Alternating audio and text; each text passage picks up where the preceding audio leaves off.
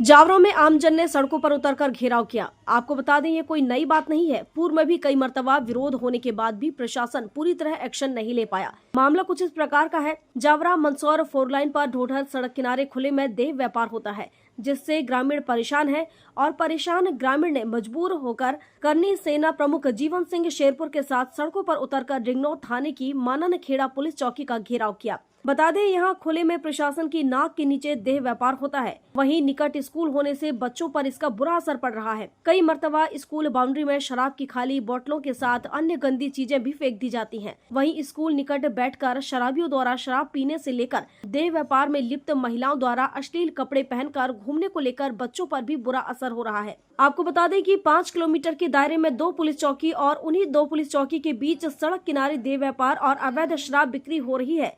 जो यह सवाल खड़े कर रही है, यह सवाल सबसे बड़ा है। जब देह व्यापार के विरोध में पिपलिया जोधा के ग्रामीणों ने जीवन सिंह शेरपुर के नेतृत्व में पुलिस चौकी मानन खेड़ा पहुंचे, जहां जावरा CSP युवराज सिंह चौहान, नायब तहसीलदार वैभव जैन को अपनी विभिन्न मांगों को लेकर ज्ञापन सौंपा। करनी सेना जीवन सिंह शेरपुर द्वारा प्रशासन से मांग की गई है कि अगर 15 दिन में हमारी मांगे पूरी नहीं होती है तो हम पुनः धरना प्रदर्शन करेंगे, जिसकी समस्त जवाबदारी प्रशासन की होगी। वहीं ग्रामीणों द्वारा पुलिस प्रशासन पर आरोप लगाया गया है कि देह व्यापार करने वाली बस्ती के निकट सरकारी स्कूल होने के बाद भी पुलिस प्रशासन देह व्यापार करने वालों पर और अवैध शराब बिक्री करने वालों पर कार्रवाई नहीं कर रही है। वहीं पुलिस प्रशासन के साथ तहसीलदार वैभव जैन द्वारा आश्वासन दिया गया है कि जल्द ही आपकी मांगों को पूरा किया जाएगा और इस समस्या को सुलझा दिया जाएगा।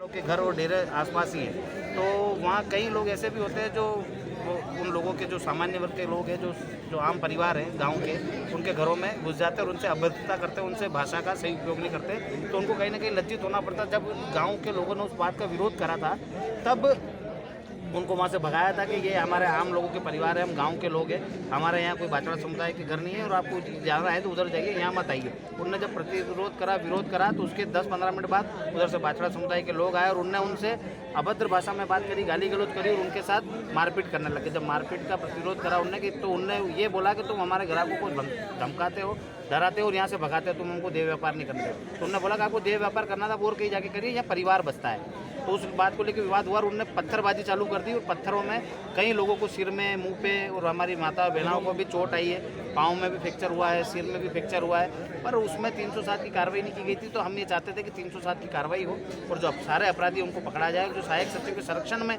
ये जो व्यापार चल रहा है, उस पर प्रतिबंध लगाया जाए और सहायक सचिव को हटाया जाए। जो वहाँ बालिकाएं पढ़ती है, जो मतलब जो स्कूल है 9वीं से 12वीं तक हाई सेकेंडरी और हाई स्कूल है वहाँ पे, तो उसमें बच्चे वहाँ पढ़ती है, तो आसपास के कम से कम 5-7 गांव की बच्चे आती है और वहीं सामने ही देह व्यापार होता है। वहीं जो देह व्यापार करने वाला जो समुदाय है ये वहाँ बैठकर देह व्यापार करता है और छोटे छोटे कपड़े पहन कर घूमते हैं और जो भी जितनी गंदी चीज़ें होती हैं वो स्कूल की जो बाउंड्री वाल है उसके अंदर फेंका जाता है। पहले भी बाउंड्री वाल प्रिंसिपल साहब ने कराई थी, लड़ झगड़ के उसको भी बाछड़ा समुदाय ने तोड़ दिया था। उसके बाद फिर से डबल से ग्रामीण जनों ने मिलकर उस बाउंड्री वाल को कराया। उसके बावजूद भी ऐसी हरकतें करते हैं कि उसके अंदर जो गंदी चीज़ें हैं वो फेंक देते हैं ताकि बच्चों को उससे परेशानी हो। आप देखिए, कोई भी स्कूल आती है, पहले भी तो गांव में बच्चों को पढ़ाया नहीं जाता है, कैसे माँ बाप हिम्मत करके उनको पढ़ा रहे हैं और वो ऐसे माहौल में यदि ढलेगी, ऐसी स्थितियाँ देखेंगे तो उनके जीवन पर क्या असर पड़ेगा। जो 9वीं से 12वीं तक के बच्चे वो ऐसी स्थितियाँ देखेंगे तो उनके जीवन पर क्या प्रभाव पड़ेगा। इसके लिए हम चाहते हैं कि वहाँ से बाछड़ा बस्ती को हटाया जाए और वहाँ का देह व्यापार बंद किया। अभी क्या आश्वासन? अभी हमने 15 तारीख तक का समय मांगा है। वैसे इनने जो CCTV कैमरे की मांग थी वहाँ चालू किया जाए, वो चालू कर दिए।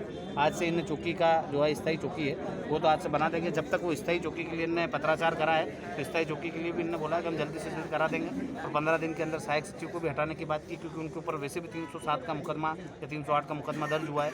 तो मुकदमा दर्ज होने के बाद कोई भी व्यक्ति नौकरी कैसे कर सकता है। उसके पहले भी उनके खिलाफ बहुत सारी कंप्लेन है। तो इन्होंने बोला है कि हम ये जितनी भी आपकी मांगे हैं इनको पूरा करेंगे। जो भी मकान अवैध हैं उनको हटाया जाएगा और जितने भी लोगों के पिता के जो नाम है उनके हिसाब से ही उनका जो कास्ट है वो तय होगी कि वो OBC में आते हैं, जनरल में आते हैं, SC में आते हैं या ST में आते हैं। क्योंकि वो बाछड़ा समुदाय जो है वो हमेशा से SC का फ़ायदा लेता है और लोगों के ऊपर एट्रोसिटी एक्ट का मुकदमा कराता है। पर जबकि यहाँ फरियादी पक्ष भी SC है और वो भी अपने आप को SC बता रहे हैं, पर उनके माँ बाप की जाँच होनी चाहिए कि उनके पिताजी की जो कास्ट होगी वही उनकी कास्ट मानी जाएगी। तो मेरे हिसाब से वो OBC और जनरल के ही है जो हमने नाम पढ़े थे।